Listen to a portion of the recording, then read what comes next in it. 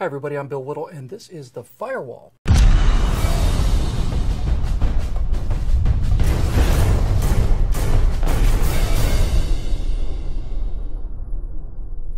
Well, recently President Obama, when told that airstrikes alone very likely would not be enough to stop the murderous scythe of ISIS as it destroys entire ethnic populations on his watch, has told his Joint Chiefs that he would make a decision about deploying U.S. ground forces, quote, on a case-by-case basis, unquote. What does that mean? Nobody really knows. He doesn't really know either, but what it sounds like is that we may need to send troops on specific missions against specific targets, as in on a police raid. But this is in no way to be construed as boots on the ground. If Barack Obama has to deploy U.S. Marines to Iraq wearing flip-flops so that he can claim he didn't put boots on the ground, then that is what he is going to do. Anything other than admit that an ongoing campaign of airstrikes and troops on the ground is, in fact, you know, war. Because Barack Obama is against war. He's launching airstrikes and deploying soldiers and killing people, but this is not war. Any questions? Yeah, I have a question.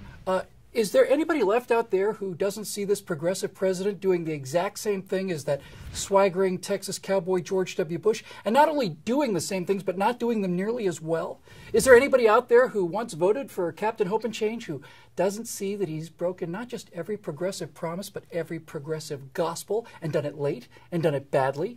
Anybody out there who doesn't see this empty suit for what he is, namely Bush Lite? No? Well, where do we begin? How about if we start with Executive Order 13492, Review and Disposition of Individuals Detained at the Guantanamo Bay Naval Base and Closure of Detention Facilities. Barack Obama was sworn into office on January 20th, 2009. 2 days later, on January 22nd, he signed the executive order authorizing the closure of the detention base at Guantanamo Bay.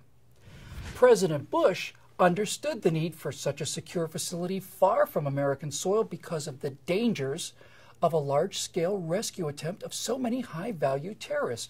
Bush Lite, on the other hand, called Gitmo a stain on America's honor. Still open, though. You know why? Well, because, as it turns out, there's a need for such a secure facility far from American soil because of the dangers of a large-scale rescue attempt of so many high-value terrorists. That's why. So, Bush Lite keeps it open in violation of his own order.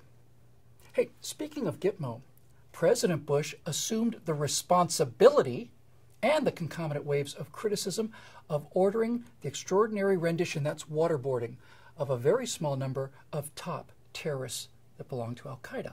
One of these, the mastermind of the 9/11 attacks, Khalid Sheikh Mohammed, KSM, who not only admitted to, but in fact bragged about the murder of more than 3,000 American civilians, broke under that waterboarding authorized by President Bush, a procedure which, I might add, our own Special Forces warriors volunteer to endure as part of their POW training. But that didn't matter to Senator and later candidate Obama because he denounced this as torture.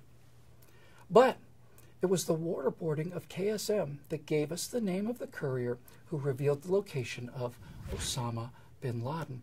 And after dithering and worrying about the possibility of a failed mission for at least 100 days, Bush Lite took time from the links to take credit for getting bin Laden, a victory given to him by his predecessor's moral courage and for whom not a word of thanks was uttered. One more thing. President Bush declared early that he was going to focus on destroying al-Qaeda's ability to strike rather than chasing one single man. That's why the man that Bush Lite bragged about killing was not connected to the levers of power, moving his chess pieces against the great Satan through a series of secret conduits. He was, in fact, a beaten, bitter old man who sat alone in a shawl watching porn and speeches of himself back in the days of his glory before President Bush broke those levers and scattered those pieces by killing al-Qaeda in the sands of Iraq. Bush Lite, on the other hand, bungling a routine status of forces agreement, told the few survivors of al-Qaeda, actually, he promised them, that we were getting out. Those survivors are now known as ISIS.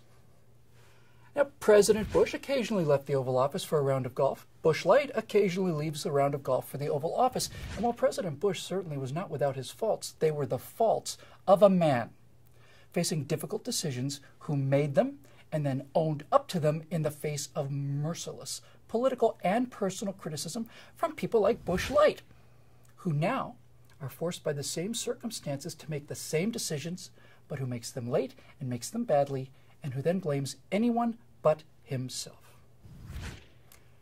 Perhaps President Bush was not, in fact, a bad man who just liked killing people for fun. Bush Lite is doing the exact same things he did. Is he a bad man who likes killing people for fun too? Or is it that the job may be just a little harder than it looks from the outside? That maybe sometimes there aren't any good choices. There's just a bad choice and a worse choice. And finally, heresy of heresies.